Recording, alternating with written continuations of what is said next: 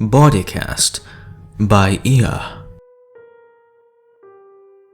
My therapist suggested that I write this out. I guess reliving that night and putting my experiences on paper will help me get over the trauma. A few years ago, I was in a motorcycle wreck. Broke my left tibia and fibula, shattered my right patella, got a green stick fracture on my left femur, multiple fractures in my pelvis, breaks in almost all my ribs, and 2 broken collarbones. I was immobilized from the shoulders down by a heavy body cast. They told me I was lucky.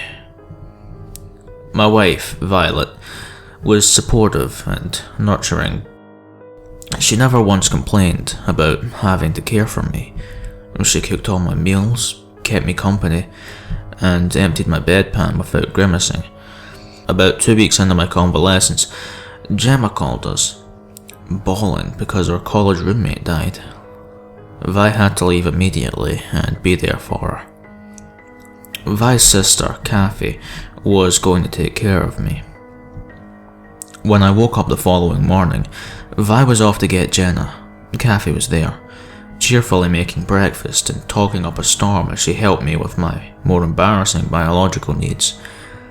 Like her sister, she never made me feel ashamed. She left around 11 that night and told me she'd be back at dawn. I like to sleep with the TV on.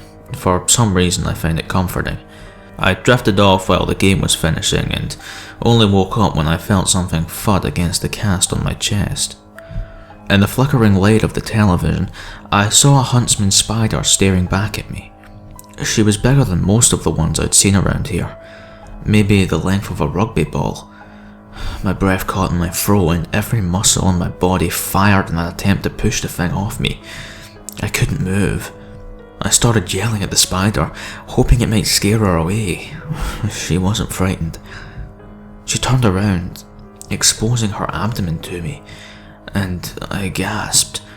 Her back and belly were covered in babies. They rippled like wind-blown fur as they moved over their mother's body.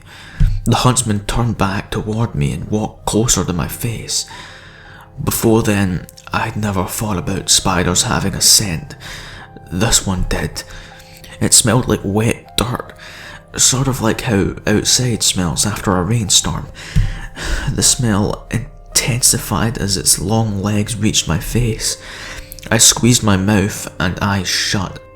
Its prickly legs advanced, first to my lower lip, then my nose, then my eyelids, and finally my forehead. Its leg span stretched from ear to ear, hairline to chin.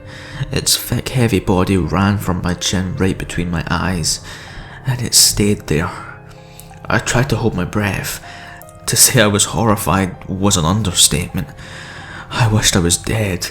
I prayed to be dead. My prayers went unanswered as it walked a little higher, letting its abdomen brush against my nose. I sneezed. The huntsman immediately buried its fangs into my forehead as her babies streamed from her abdomen onto my face. I shrieked. Tiny spiders crawled over my cheeks, squirming through my beard and hid in my eyelashes. I thrashed my head back and forth in an attempt to get them off me. The mother moved into a pillow right by my ear and bit my cheek. It felt like a wasp sting. Then she ran over my shoulder and pushed herself through the tiny opening of the cast by my armpit. At this point I was screaming uncontrollably. A sea of baby arachnids explored my nostrils, hair, and were starting to find my ears. I felt a tendon or ligament or something snap as I thrashed, sending a white-hot pain through my neck. Trying to move my head after that was excruciating. As the babies disappeared through my face and head, the mother explored under the cast. To this day, I have no idea how she was able to compress herself to fit underneath the thing. She wandered over my chest, to my stomach, and down to my groin. She exited the cast by the hole nearby, only to move back inside by my legs. She stopped at the underside of my knee, and that's where she stayed. When Kathy arrived in the morning, I'd somehow fallen asleep. I guess the exhaustion brought on by the horror I'd experienced forced my body to shut down, even though my mind was still soaked in terror. Oblivious to the events of the night before, Kathy shook me awake. I started screaming again. I felt the huntsman behind my knee. She must have been sleeping too, and was startled awake by me yelling. She bit my leg over and over as Kathy tried to calm me down and tried to get me to fill her in on what was happening. By the time I was able to tell her, she looked like she was about to faint. I'd always considered myself somewhat of an arachnophobe, but Kathy's fear of them was light years beyond my own. She called emergency services, and they sent a couple of guys who were able to coax the thing out and kill her. In the end, it was anticlimactic. Vi came home with Jenna later in the day, and Kathy and I told her about my night. Neither of them were able to listen to the details. A family of arachnophobes. Time went by and my broken bones knitted together and healed, and eventually I was back on my motorcycle.